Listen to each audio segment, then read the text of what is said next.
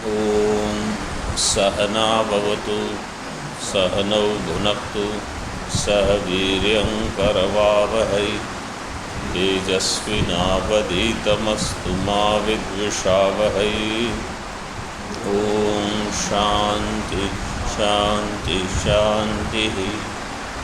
शङ्करं शङ्कराचार्यं केशवं बादरायणं सूत्रभाष्यकृतौ वन्दे भगवन्तौ पुनः पुनः। ईश्वरो गुरुरात्मेति मूर्तिभेदविभागिने व्योमवद्व्याप्तदेहाय दक्षिणामूर्तये नमः। ॐ शान्ति शान्ति शान्तिः। द्वितीय मंत्र देख रहे थे हम। मंत्र का अर्थ हो गया था, भाष्य चलेगा। पृष्ठ 86 86 सेकंड मंत्र। यत्तावत् स्वाभाविकम। तो अभी यहाँ व्याख्या तो अच्छे से कर लेंगे हम। समझना क्या है कि मन की बहिर्मुखता है, इसलिए इंद्रियां भी बहिर्मुख है, मन भी बहिर्मुख है, बाहर के विषय देखने में व्यस्त रहते हैं, इसलिए आत्मदर्शन नहीं होता। अब आप स्वयं भू परमात्मा को उसका कारण मानो या किसी को भी कारण मानो, वास्तविकता यही है कि मेहनत अधिक करनी पड़ेगी,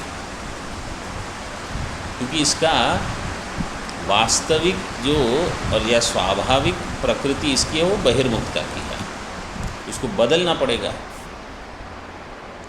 तो इसलिए अधिक सतर्कता, अधिक मेहनत की आवश्यकता है, ये बताना चाहते हैं मुख्य।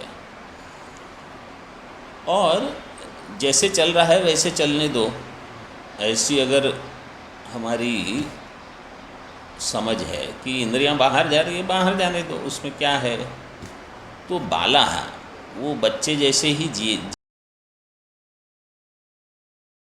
जिएंगे, वो कभी ऊपर नहीं उठेंगे। जबकि जो धीर पुरुष है वो जानते हैं कि वहाँ सब अनित्य है, अनित्य में नित्य चीज़ की प्राप्ति नहीं हो सकती। इसलिए बहिर्मुख होकर के अगर हम जीवन जिएंगे तो कभी भी पूर्णता नहीं मिलेगी। ये विचार अलग प्रकार से भी हम करते हैं। एक है नित्य सुख, एक है अनित्य सुख। नित्य सुख सबको चाहिए, सब जानते हैं कि यह सबसे बढ़िया होगा, लेकिन जब तक नित्य सुख उपलब्ध नहीं है तब तक अगर कोई कहे कि आप बिना सुख के जियो तो ये भी नहीं होगा। क्योंकि आनंद जो है वही हमारे जीवन का एक मतलब जल के समान स्रोत है कि भाई कुछ न कुछ तो मुझे चाहिए। आप कहो कि नित्य सुख जब तक न मिले तब तक चुपचाप बैठो, तो सभी लोग ये नहीं कर पाएंगे। तो चाहे चाय कॉफ़ी में से ही जो सुख मिल जाए, लोग उसके पीछे भी खड़े रह जाएंगे कि भाई चलो थोड़ा तो कुछ मिलेगा। यहाँ भोजन का आनंद है, सोने का आनंद है, अभी गर्मी में स्नान का भी आनंद है। तो अगर 5-6 बार स्नान करने मिल गया गर्मी में, मतलब थोड़ा शरीर ठंडा हो जाए, कुछ तो जल शरीर पर गिर जाए, वो भी एक आनंद है।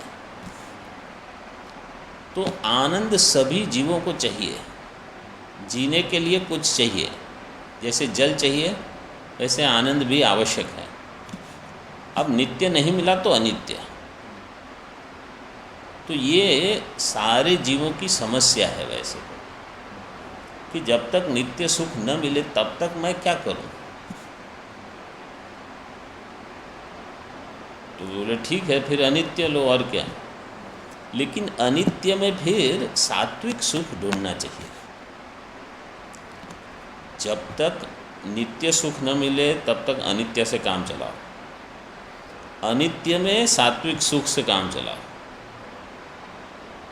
नहीं तो क्या होगा, अनित्य में तामसिक सुख भी है तो वो सुख तो मतलब अधर्म करके मिल जाएगा, या वो सुख मिलते मिलते दूसरी आपत्तियां बहुत हो जाती हैं, दूसरे बंधन बढ़ जाएंगे, दूसरी समस्याएं बढ़ जाएंगी।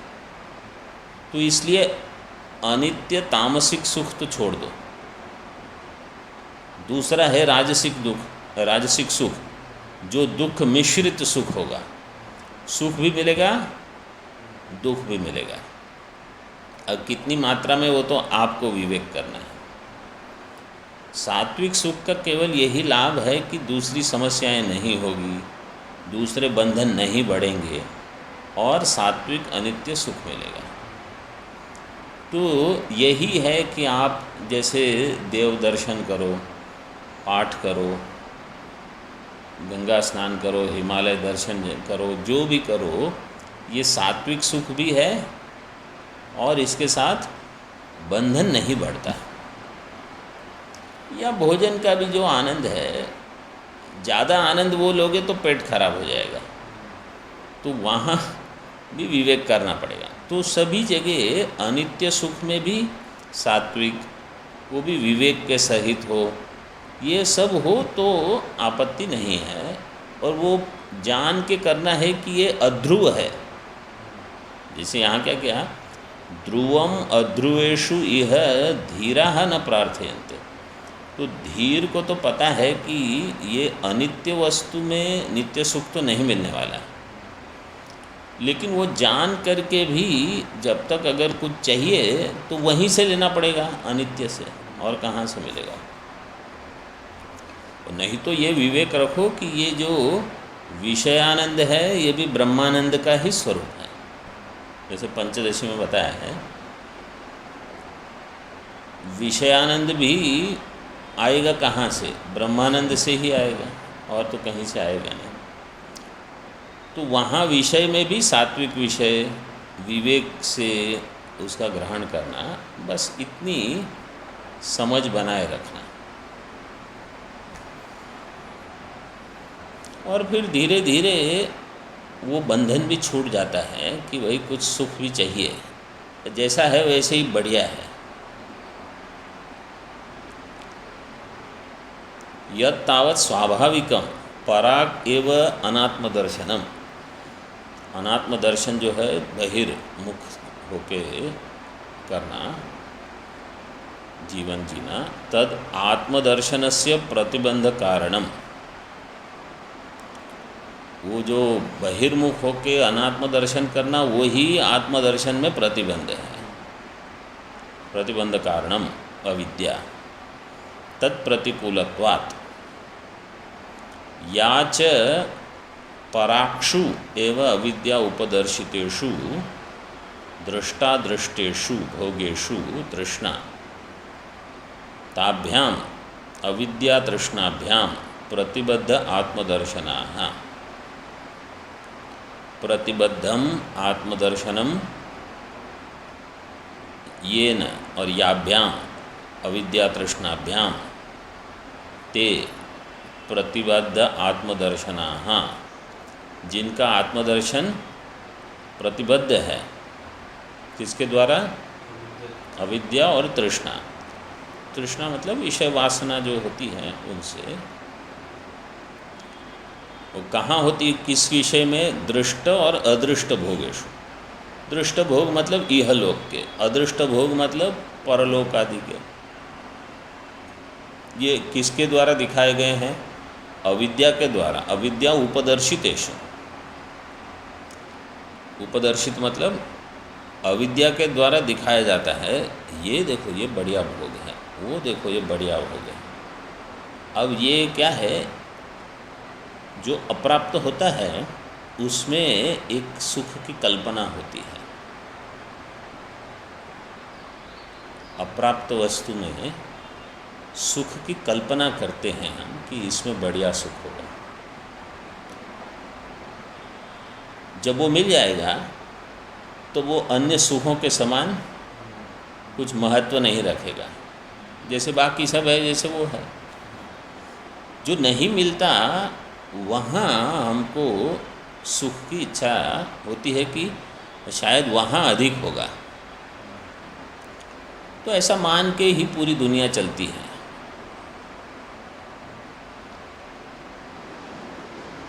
जिसके पास कम पैसा है वो समझता है ज़्यादा पैसे वाला अधिक सुखी होगा, और ज़्यादा पैसे वाला सोचता है और ज़्यादा पैसे वाला अधिक सुखी होगा, और जिसके पास बहुत पैसा है वो बोलता है ये फक्कड़ स्वामी लोग देखो क्या मज़े में जीवन जी रहे हैं।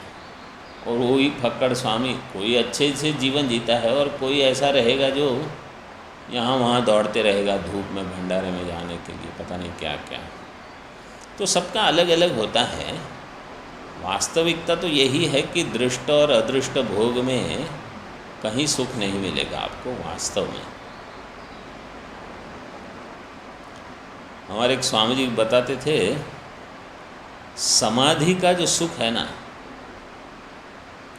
ये भी जब तक वो अप्राप्त है तब तक लोगों को लगता है कि अरे वो बढ़िया सुख होगा। वो भी एक बार प्राप्त हो जाए फिर लगता है कि अरे अज्ञान की निवृत्ति अगर नहीं हुई, मतलब समाधि भी देखो, अज्ञान वाली भी समाधि होती है और ज्ञान के सहित भी समाधि होती है। तो अगर अज्ञान है और समाधि लग गई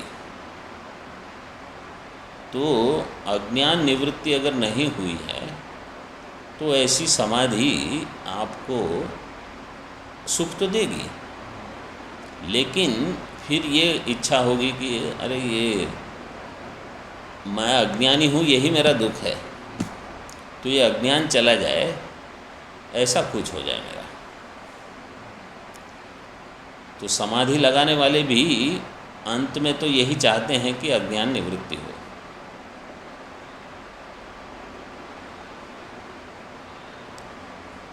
प्रतिबद्ध आत्मदर्शना पराचः बहिर्गतान्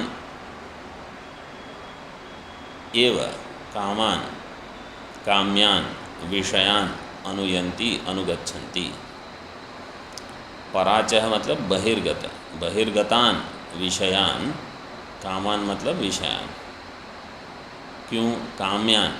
क्योंकि वो उसकी कामना करते हैं ऐसे विषय। विषया का, विषय की व्युत्पत्ति क्या है? विषिण्वन्ति इति विषयाः। विषिण्वन्ति मतलब बध्यन्ति, जो बांधते हैं उसका नाम ही विषय है। विषिण्वन्ति इति विषयाः।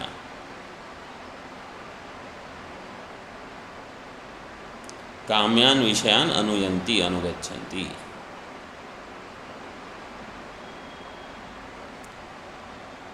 बालाः, तो जिसका आत्मदर्शन प्रतिबद्ध है वो विषय के पीछे पीछे जाते हैं, अनुगच्छन्ति। विषय के पीछे जाना मतलब विषय का ही चिंतन करते रहना। वो विषय कहाँ है, वो कब मिलेगा, वो क्यों नहीं मिला, उसको प्राप्त करने के लिए क्या करना चाहिए, ये सब। बालाः अल्पप्रज्ञाः ते तेन कारणेन मृत्योः अविद्या काम कर्म समुदायस्य यन्ति गच्छन्ति विततस्य विस्तीर्णस्य सर्वतो व्याप्तस्य पाशं पाशं पाश्यन्ते बध्यन्ते येन तं पाशं। तेन मृत्योः यन्ति विततस्य पाशं। मृत्यु का अर्थ कर दिया अविद्या काम कर्म, यही मृत्यु है। मृत्यु हो अविद्या काम कर्म समुदायस्य। तो अविद्या ही मृत्यु है, कामना ही मृत्यु है। विवेक चूड़ामणि में एक जगह आता है प्रमाद ही मृत्यु है। प्रमादम वै मृत्युर्ब्रवीमि। मैं कहता हूँ, ये सनद सुजातीय का है। सनत कुमार ने धृतराष्ट्र को उपदेश दिया, प्रमाद ही मृत्यु है। मतलब एक बार आपको समझ में आ गया कि विषय बांधेंगे, दुख देंगे, लेकिन हम प्रमाद करते हैं कि अच्छा ठीक है, विषय है तो होने दो, कुछ तो ये है, कुछ तो ऐसे ऐसे जो भी, मतलब हम अपने आप को, अपनी बुद्धि को कुछ कार्य कारण बता के कहते हैं ठीक है करो करो जो करना है। ये प्रमाद है। अविद्या काम कर्म समुदाय से, उनके इस समुदाय के द्वारा जो पाश, मतलब यहाँ मृत्यु से यमाचार्य लेने की ज़रूरत नहीं है कि यमाचार्य ने कोई पाश बांध के रख दिया है। अविद्या काम कर्म का जो समुदाय है उसने एक पाश डाल दिया है। विस्तीर्णस्य, विततस्य का अर्थ है विस्तीर्णस्य, सर्वतो व्याप्तस्य, सभी जगह व्याप्त है ये पाश। उसके द्वारा मतलब स्वर्गलोक आदि में भी यही पाश है, उसके द्वारा जीव बंध जाते हैं।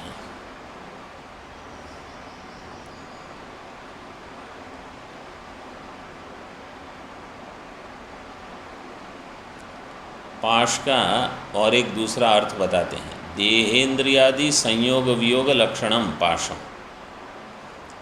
देह इंद्रियों का आदि मतलब सारे समुदाय का संयोग होना, मतलब जन्म, वियोग होना मतलब मृत्यु।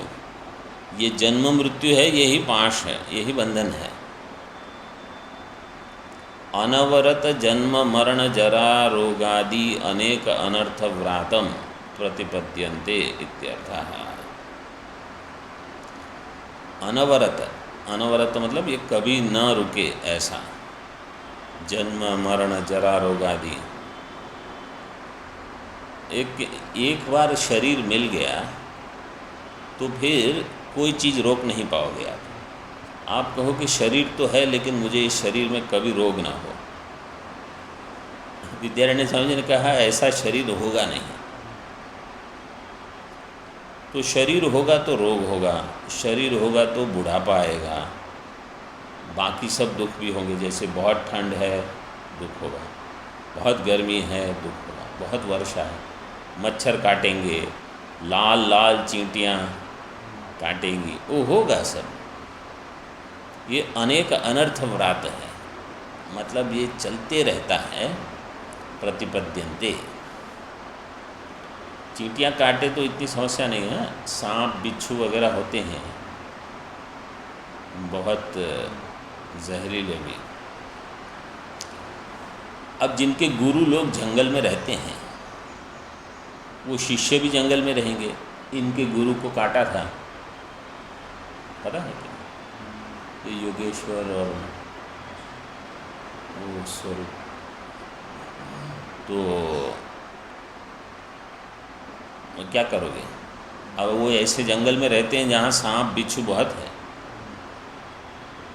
और अगर आपको कहा जाए कि अभी आप यहीं रहो, बोले मुझे तो मकान चाहिए। प्रतिपद्यन्ते इत्यर्थः। यतः एवं अथ तस्मात् धीरा, तो लोगों को गुरु भी ऐसे ही मिलते हैं जैसे उनको चाहिए। लोग ऐसा कहते हैं, वास्तविकता ये है कि हम उसी गुरु को टिक करेंगे जो हमारे जैसा जीवन जी सकता है। वो कहेगा पहाड़ों में जीना है, कहीं जंगल में जाके जियो, गुफा में रहो। बोले आप बड़े महात्मा हो, आपको नमस्कार, हम जा रहे हैं। यत एवं अथ तस्मात् धीराः विवेकिनः, तो धीर लोग क्या करते हैं? प्रत्यगात्म स्वरूप अवस्थान लक्षणम अमृतत्वम। अमृतत्व क्या है? बोले एक कुंभ है, उसमें भरा पड़ा है, रोज़ थोड़ा थोड़ा पी लेते हैं, वो नहीं। प्रत्यगात्म स्वरूप अवस्थान लक्षणम अमृतत्वम, मैं ब्रह्म हूँ इस समझ में जीना, यही अमृतत्व है। ध्रुवम विदित्वा, ध्रुवम निश्चितम, जान करके, अथवा ध्रुवम मतलब नित्यम, दोनों अर्थ कर सकते हो। देवादि अमृतत्वम ही अध्रुवम, देवताओं का जो अमृतत्व है वो तो अनित्य है। इदम तो प्रत्यगात्म स्वरूप अवस्थान लक्षणम इति ध्रुवम, ये तो ध्रुव है प्रत्यगात्म स्वरूप अवस्थान लक्षण। न कर्मणा वर्धते नो कनीयान, बृहदारण्यक का यहाँ उद्धरण है। वास्तव में ये जो न कर्मणा वर्धते नो कनीयान, ये बृहदारण्यक में भी उद्धृत है जहाँ तक मुझे याद है। बृहदारण्यक उपनिषद में जैसे ऐसा कहते हैं ना, अत्र एते श्लोका भवन्ति, उसमें आता है शायद। ये जो भी हो, लेकिन ये बृहदारण्यक का है, ऐसा मान के ही चलना है। कर्म से जो बढ़ता नहीं और कर्म से जो घटता नहीं, वही है कूटस्थ नित्य। तो आत्मा कर्म से बढ़ेगा नहीं, मतलब बढ़िया कर्म से वो आत्मा नहीं बढ़ता, अंतःकरण की शुद्धि होती है। और घटिया कर्म से आत्मा घटेगा नहीं, न कनिया। तो क्या होगा, बोले अंतःकरण मलिन हो जाएगा। ऐसा अंतःकरण फिर आत्म के प्रति सतर्क नहीं रह सकता, आत्मनिष्ठा नहीं बना सकता। तदेवं भूतम कूटस्थम अविचाल्यम अमृतत्वं विदित्वा अध्रुवेषु सर्वपदार्थेषु अनित्येषु निर्धार्य ब्राह्मणाः इह संसारे अनर्थप्राये न प्रार्थयन्ते किंचिदपि प्रत्यगात्म दर्शन प्रतिकूलत्वात्। तदेवं भूतम कूटस्थम, ऐसा जो कूटस्थ आत्मस्वरूप अवस्थान है, अविचाल्यम अमृतत्वम, वो जो अमृतत्व है वहाँ कोई विचलन नहीं होगी, मतलब एक बार प्राप्त हुआ तो वो नहीं छूटेगा फिर। विदित्वा अध्रुवेषु सर्व पदार्थेषु अनित्येषु, कि जो अनित्य पदार्थ है, ध्रुवम न प्रार्थयन्ते, ध्रुवम पूर्व वाक्य से आएगा, ध्रुवेषु यह ध्रुवम न प्रार्थयन्ते, कि अब यहाँ धीरा का अर्थ कर दिया ब्राह्मण।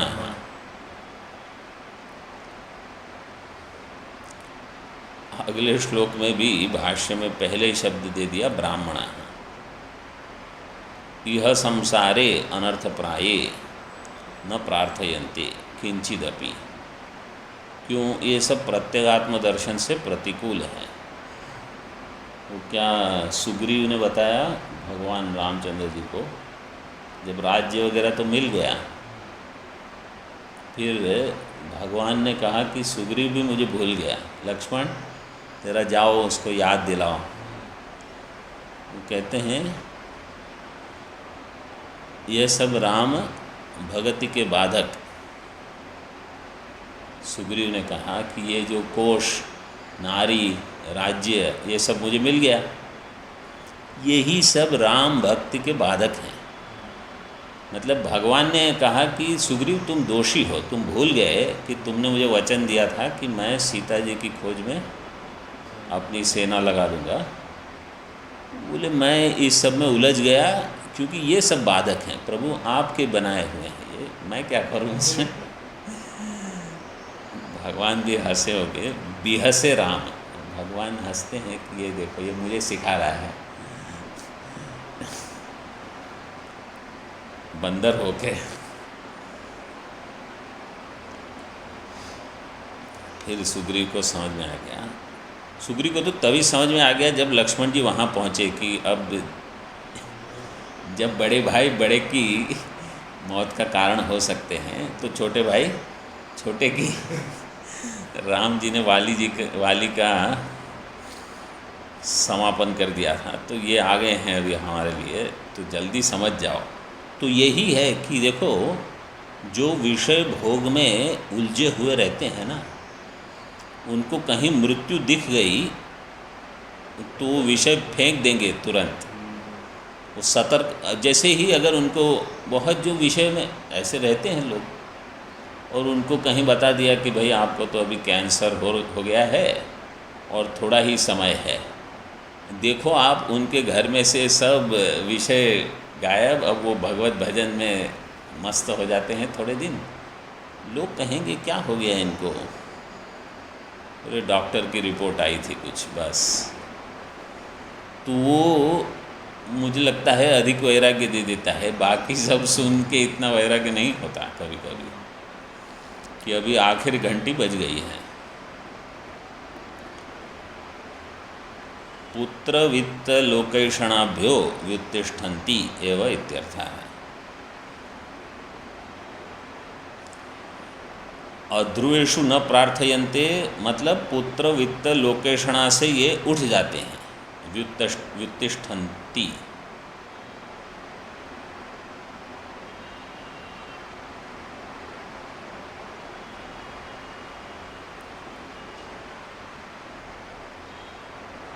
देखो यहाँ व्युत्तिष्ठन्ति इसका अर्थ क्या है। व्युत्तिष्ठन्ति मतलब वहाँ से उठ जाना। पुत्र वित्त लोकेशना से उठ जाना मतलब इसका अर्थ क्या है।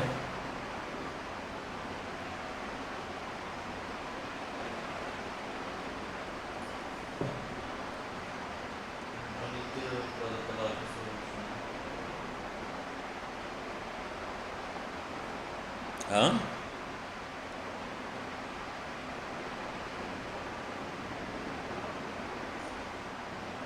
पुत्र वित्त लोकेशणाभ्यो व्युत्तिष्ठन्ति इसका अर्थ है संन्यास ले लेना। लेकिन कैसा संन्यास जिसमें ये सब इच्छाएं न हो। शुरू में तो संन्यास मतलब ऐसे ही लेते हैं, लेकिन फिर भी बहुत हद तक वित्त की इच्छा नहीं होती, लोकेशना नहीं होती, वित्तेषणा नहीं होती, पुत्रेषणा नहीं होती। पुत्र से वित्त से लोक की प्राप्ति होती है। पुत्रेण अयम लोक जय्यः, कर्मणा पितृलोक, विद्यया देवलोक। तो और कर्म करने के लिए वित्त चाहिए आपको। तो पुत्र वित्त और लोक की इच्छा नहीं, मतलब जिसको इहलोक पितृलोक देवलोक ये किसी की इच्छा न हो तो क्या जाए, कहाँ जाएगा वो, आत्मलोक। बाकी सब तो छूट गया, ऐसे कि कुछ नहीं चाहिए अभी। तो इसीलिए आप लोगों ने देखा होगा ये सन्यासी लोग ऐसे हाथ उठाकर शिव जी के वहाँ या भगवान शंकराचार्य जी के वहाँ ऐसे उठाकर कुछ थोड़ी देर रख के फिर नीचे कर देते हैं। तो वहाँ कोई आसन नहीं करते योगासन की, भाई ऐसा हाथ उठा लिए, देख लिया थोड़े समय, चलो नीचे। अभी वो वही है कि भगवान मैंने आपके सामने प्रतिज्ञा ली है कि मैं सब छोड़ दूंगा। तो मैं रोज़ याद रखता हूँ त्यागे नहीं के अमृतत्वम। अमृतत्व कैसे मिलेगा, त्याग से। तो ये वो अपने आप को याद दिलाना है। तो लोग फिर गृहस्थ लोग भी हाथ उठा के ऐसे नमस्कार करते हैं, लेकिन वास्तव में तो वो सन्यासी का मंत्र जो है, मतलब सन्यास लेने के समय वो जो बोलते हैं वही याद करते हैं फिर से, और कुछ नहीं है उस समय।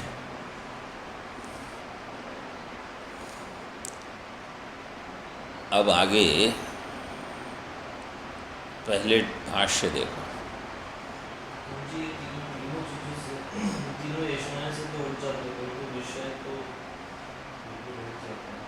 देख, तो वो जो विषय है वो उसी में से उसी का ही कोई रूप है। मतलब ये जो तीन बताए हैं ना, उसी का कोई रूप होगा वो विषय। जैसे समझो अब आजकल के ज़माने में लोग कहेंगे हमको पुत्र नहीं चाहिए, लेकिन पति को पत्नी चाहिए, पत्नी को पति चाहिए, लेकिन उनको पुत्र नहीं चाहिए। बोले क्यों पुत्र नहीं चाहिए? वो और सिरदर्द देगा। लेकिन पति को पत्नी तो चाहिए और पत्नी को पति चाहिए, तो वो पुत्र में ही आ जाता है। तो लोग कहेगा देखो इनको पुत्रेषणा नहीं है। पुत्रेषणा न हो, पति पत्नी को एक दूसरे की इच्छा है, वही पुत्रेषणा है।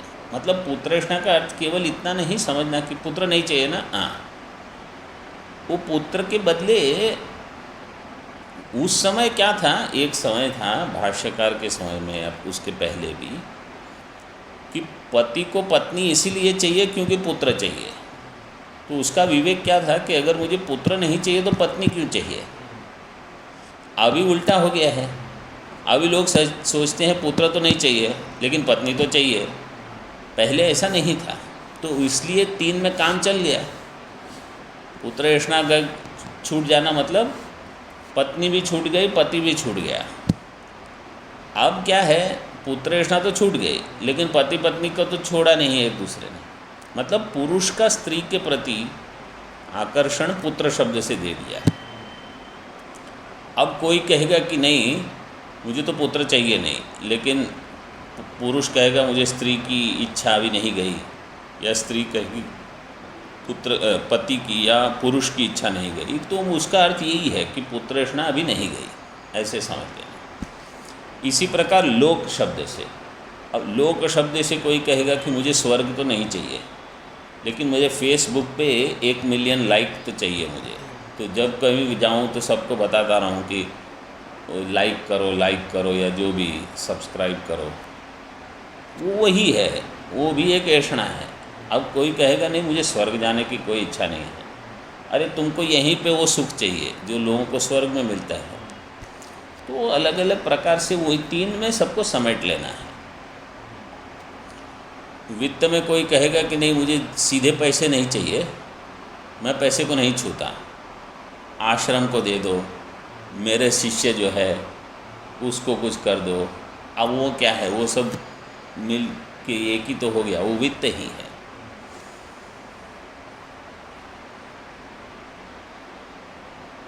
यद विज्ञानात् न किंचित अन्यत प्रार्थयन्ते ब्राह्मणाः। देखो यहाँ भी धीराः के बदले ब्राह्मणाः दे दिया। फिर कोई भी ये प्रश्न पूछेगा कि ये भगवान भाष्यकार ब्राह्मणों के प्रति इतने पक्षपाती क्यों है कि ये ब्राह्मण का ही सब जगह नाम लिख देते हैं कि ब्राह्मण ऐसे नहीं प्रार्थना करेंगे। हम तो देखते हैं ब्राह्मण लोग भी गए गुजरे होते हैं कहीं कहीं।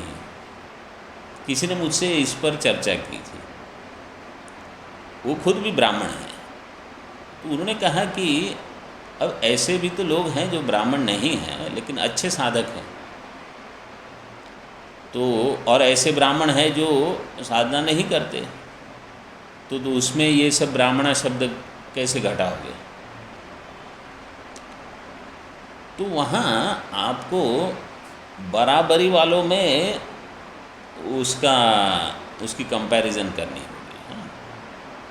मतलब आप घटिया क्वालिटी का ब्राह्मण रखो और उच्च क्वालिटी का क्षत्रिय वैश्य रखो और फिर कंपेयर करो तो नहीं बनेगा। वैसे मैं तो कहता हूँ भाष्यकार ने अगर लिखा है तो लिख लिया है, फिर इस पर कोई आपको प्रश्न या टिप्पणी करने की आवश्यकता भी नहीं रहती। ये अपने आप को समझाने के लिए, क्योंकि हमको ये शब्द इतनी आसानी से समझ में नहीं आता। उनका कहना क्या है कि जो वैदिक धर्म से जिसने जीवन जिया है, बचपन से ही जिसने ये कर्मकांड वगैरह बहुत किए हैं, जप वगैरह बहुत किए हैं, यहाँ तक कि वो जब माता के गर्भ में था वो पिता का वेद उच्चारण वो सुनता था। मतलब इतना अध्ययन उसका हुआ है, उसको ध्यान में रखते हुए ये ब्राह्मण शब्द देते हैं। और उन्होंने अपने जो समय में भी देखा होगा कि ये देखो, मतलब जैसे ही इनको कुछ समय मिला तो गायत्री जप करेंगे या और कोई अनुष्ठान करेंगे, बचपन से ही होता है। जबकि दूसरे बालक समय मिला तो कुछ और खेल कूद में इधर उधर यहाँ वहाँ जाते हैं। और इससे दूसरा क्या लाभ है कि अगर आप वैदिक परंपरा में लगे हो तो आपके पीछे चलने वाले भी कहीं गलत नहीं पहुँचेंगे। वैदिक परंपरा में नहीं हो, आपके पीछे चलने वाले, समझो आप पहुँच गए, पूर्व प्रारब्ध अच्छा रहा, आपके पीछे चलने वालों को नहीं पता चलेगा कि हम कहाँ जा रहे हैं और वो नहीं पहुँचेंगे अगर उनका प्रारब्ध भी अच्छा न हो। लेकिन अगर वैदिक मार्ग, इसलिए तस्माद् वैदिक धर्म मार्ग परता विद्वत्वम अस्मात् पर, तो उस मार्ग पे चलोगे तो आप गलत नहीं हो सकते। ये एक इसका प्लस पॉइंट है। बाकी कल देखेंगे। यद विज्ञानात् न किंचित अन्यत प्रार्थयन्ते, और किसी की प्राप्ति नहीं चाहते, केवल मुझे तो मोक्ष चाहिए बस, अब बाकी सब जो है वो छोड़ो, ज़्यादा उलझन में पड़ने की आवश्यकता नहीं। कथम तद अधिगम, उसका ज्ञान कैसे होगा, इति उच्यते।